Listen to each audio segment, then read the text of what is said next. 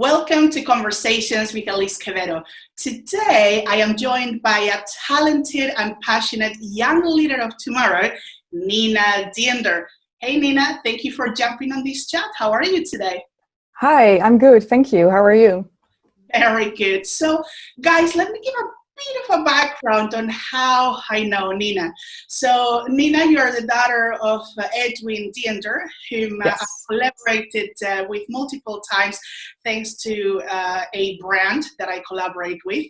And of course, I've heard many stories about you, but a few weeks ago, you got your bachelor's degree. Congratulations, Nina. Thank you. And he posted about it. So I saw a lot of comments and congratulations from people, and it gave me the idea that you are a young leader of tomorrow. You're in your early 20s, you have a fresh mind, you have lots of ideas, and I love to talk to people that are inspiring. So I thought we need to jump on a call and on a video with Nina. So with that said, and as mentioned, you just got your bachelor's degree in social work. And I think this is a great starting point for this chat because from my perspective, education and knowledge are extremely important. And with so many young people not wanting to finish the school or university, can you tell us why getting a degree was important to you?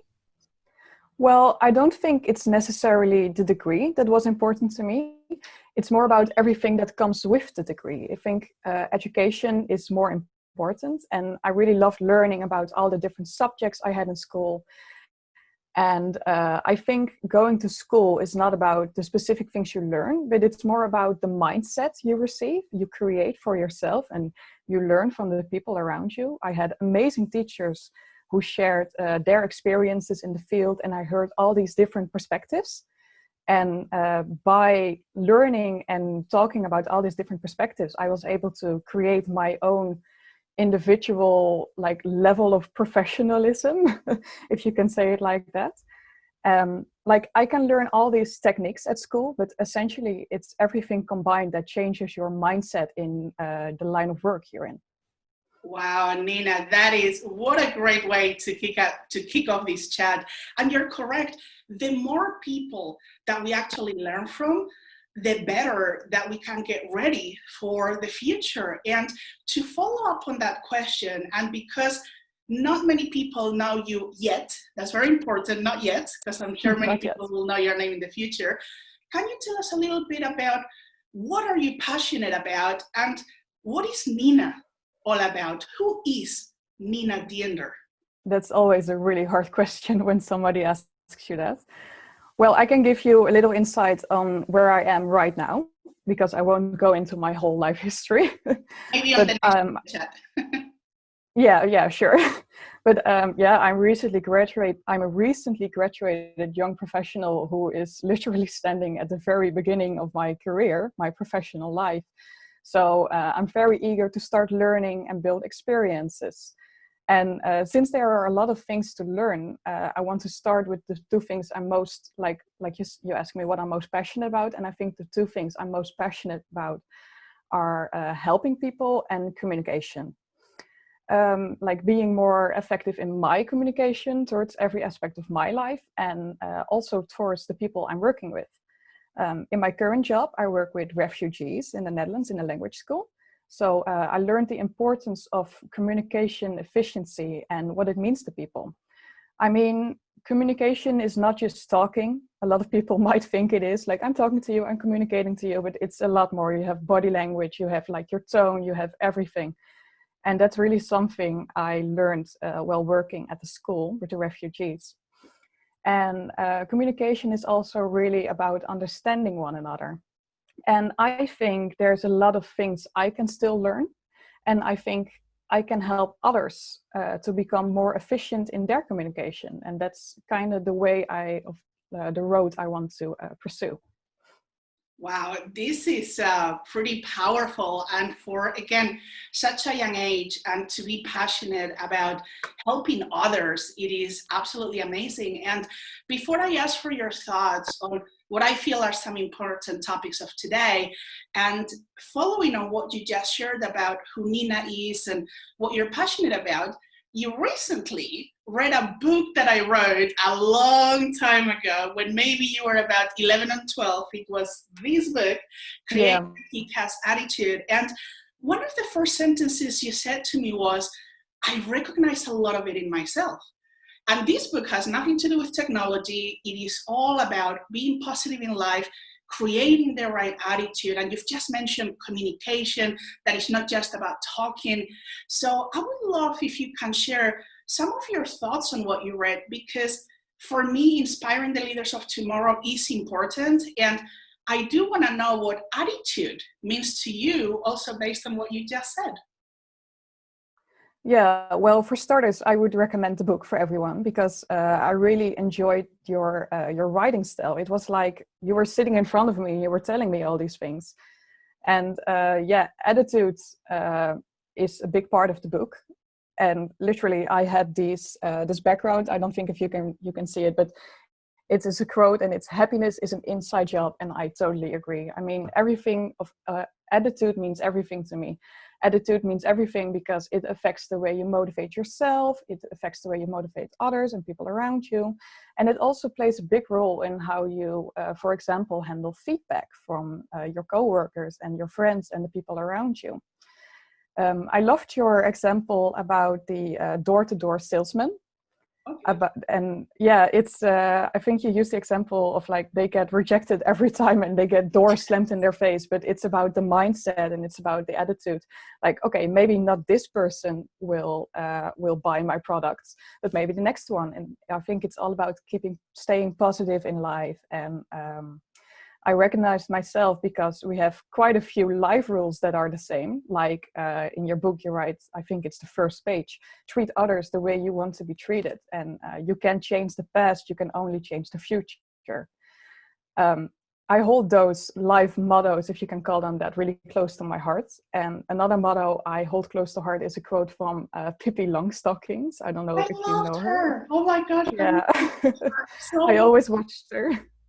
Yeah, but she said, I've never done it, so I think I can do it.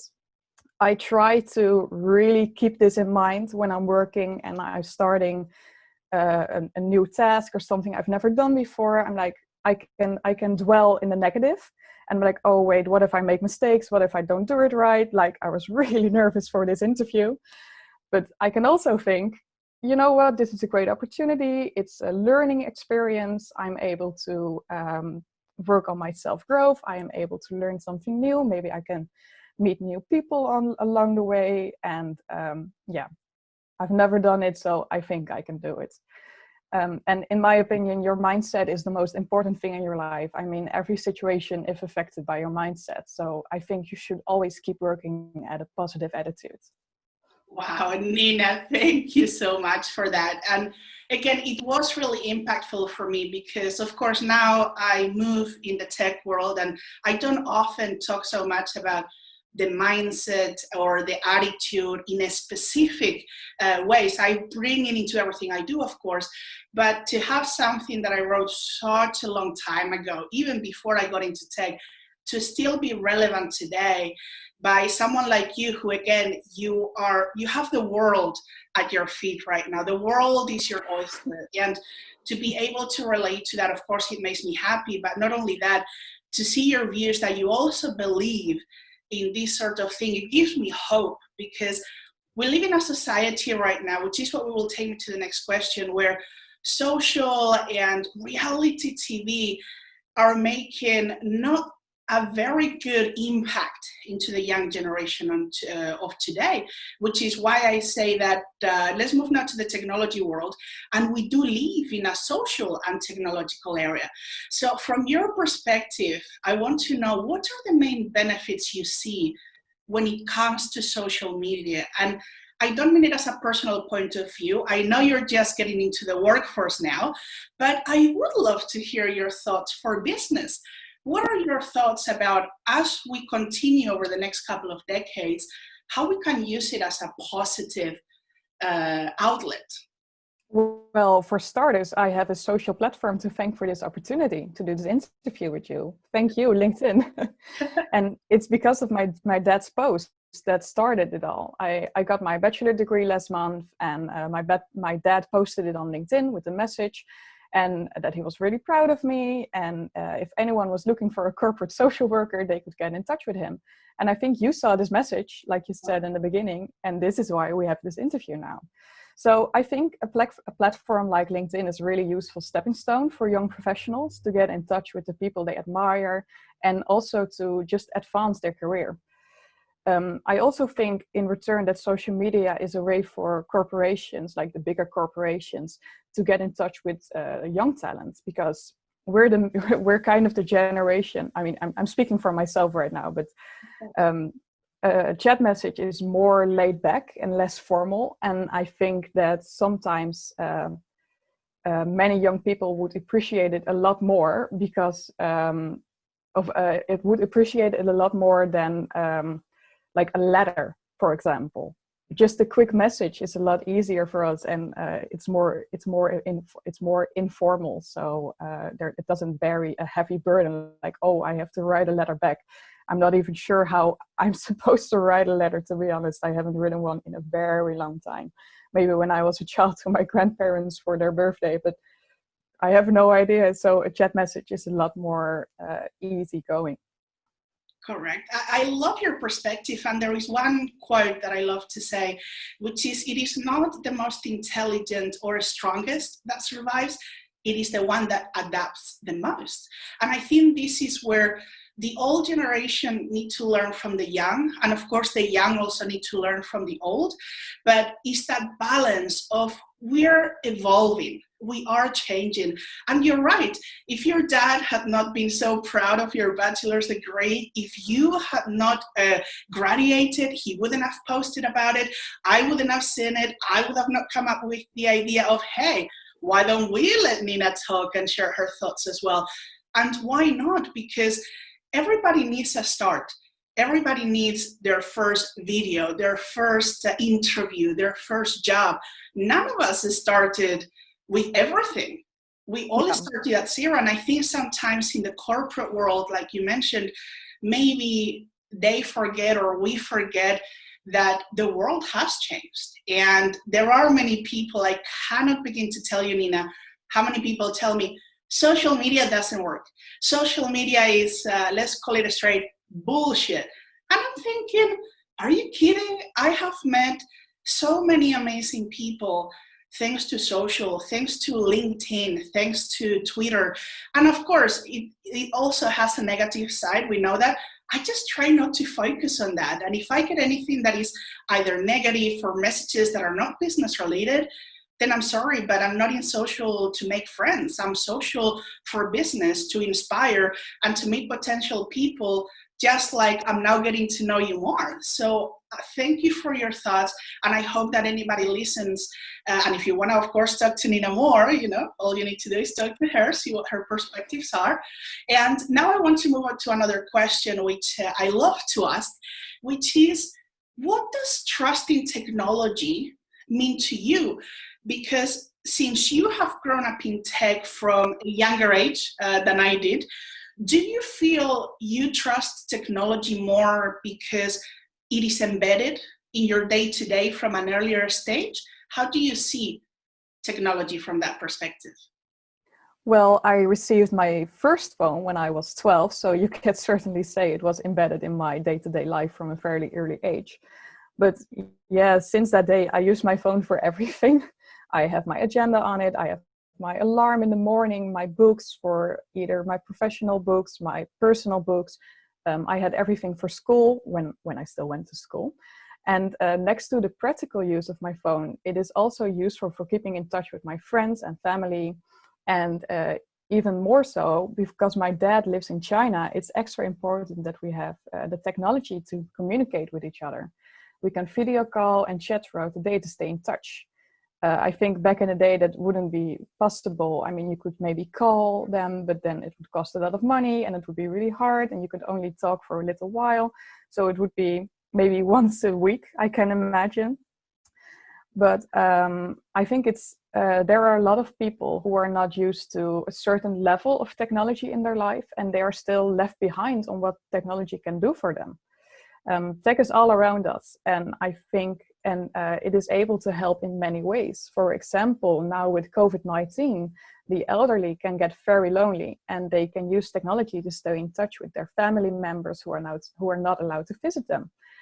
And because I trust technology, I'm able to enjoy it in many ways. And I think it's a pity that there are people who are still not able to experience its full potential. Wow, I love that. And you've just mentioned the elderly, and that is close to my heart because my mom is in a nursing home.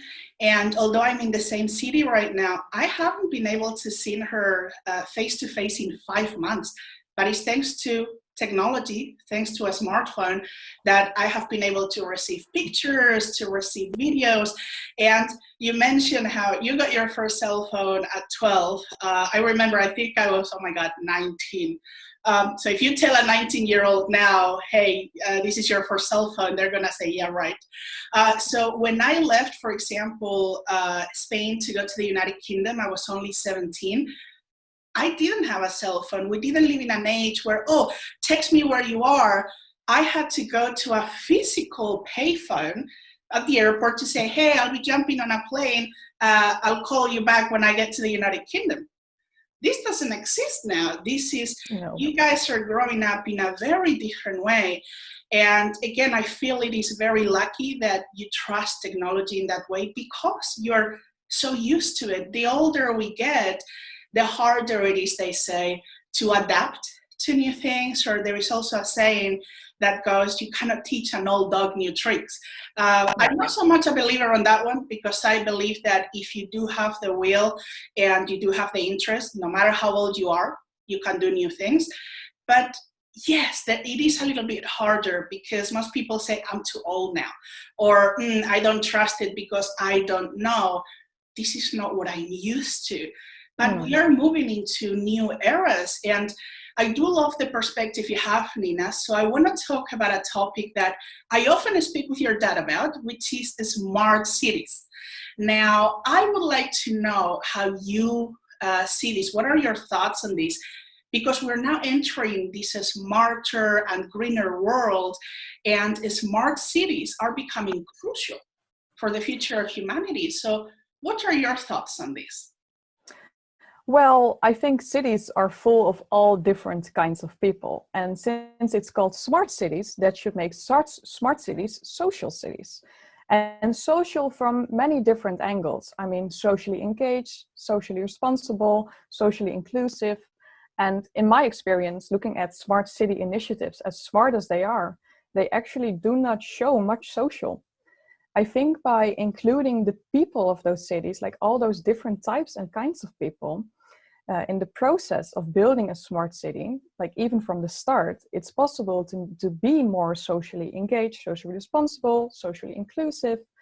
And this relates back to my earlier comment about effective communication and maybe even attitudes, because the city should have a more inclusive attitude when designing these smart cities.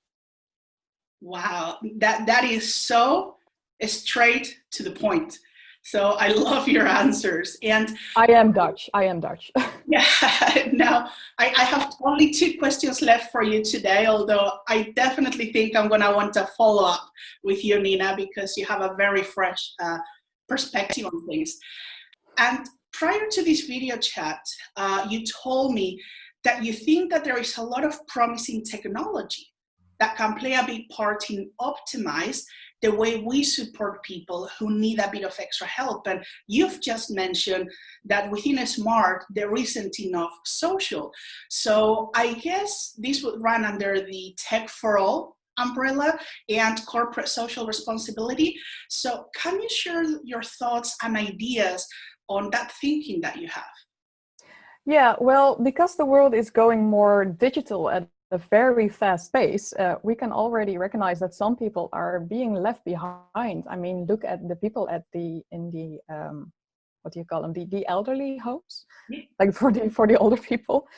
Like my grandpa knows how to use an iPad, but when I give my grandma my phone, she's like, "Where's the button for calling each other?" I'm like, "No, grandma, we use a chatting app right now." But yeah, so there are a lot of people who are not familiar to modern day technology and are maybe even a bit scared to embrace technology in their lives. I think it's a waste of potential roles that tech could have played in helping them and to improve their quality of life. It's an example where tech for all is not really actually for all. You know what I mean? I mean, it's for all, but it's not for all, everyone, you know? And what I said about including the people in the process of building a smart city, this is where corporate social workers can play a big role in kind of bridging the gap between the fast digital society and the social reality of daily lives in the cities. Wow, once again, refreshing. I love the way you mentioned that tech for all is not necessarily tech for all, based on what you said. So I've got one last question for today, as I am sure that people would love to follow your process or maybe get you on other video chats or even offer you to do work with them. So if anyone wants to get in touch with you, how can they do that, Nina? Well, I have a LinkedIn page, as mentioned before, and I'm the only Nina Diender there. So please send me a connection request. And if you want to talk to me, you can always send me a message. Perfect. Well, thank you so much, Nina. This was really inspiring, and I look forward to doing maybe a few more chats in the future as you continue to grow into this new life that you have ahead. So until next time, this is Elise Quevedo. Thank you, Nina. You're welcome.